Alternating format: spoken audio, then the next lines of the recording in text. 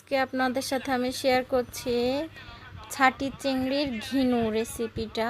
প্রথমে গরম তেলের মধ্যে কিছু পেঁয়াজ দিতে হবে, সেগুলো ভালোভাবে ভেজে নিতে হবে। এর মধ্যে দিতে হবে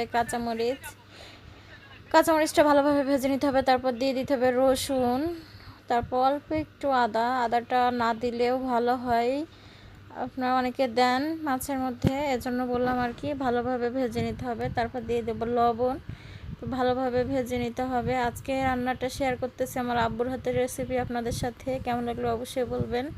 তারপর দিয়ে দেবো কিছুটা হলুদ, তারপর ভালোভাবে নাড়তে থাকবো। আসলে চিংড়ি মাছের ঘিনুটা বেশি সময় লাগে না করতে, আপনারা দেখলে বুঝতে পারবেন, অল্প সময়ের মধ্যে হয়ে যাবেন। তারপর অল্প একটু মরিচের গুঁড়া দিব, যদিও চিংড়ি মাছের ঘিনুটা অনেক লাল হয়। এটা কেউ কখনো খেয়েছেন কিনা জানি না, এটা খাইতে অনেক টেস্ট। এটা আমাদের সাতক্ষীরা অঞ্চলের অনেক প্রিয় একটা খাবার, অনেকেই পছন্দ করে এটা। তারপর ঘিনুটা দিয়ে দিব, তারপর ভালোভাবে ভাজতে থাকবো, একটু ঢাকনা দিয়ে দিব, ভালোভাবে নাড়তে থাকতে হবে, নয়তো তলা লেগে যাবে। চিংড়ি মাছের ঘিনুতে এমনি প্রচুর পরিমাণে তেল থাকে, তারপরে একটু তেল দিলাম আর কি। এটা অল্পতে অনেকগুলো ভাত খাওয়া হয়ে যায়। এটা অনেকটা ঘিনুর মতো আর কি, এই শুটকির মতো। দেখেন কত সুন্দর হয়েছে চিংড়ি মাছের ঘিনুটা, ভাতের সাথে মাখিয়ে দেখাচ্ছে। দেখেন ভাতটা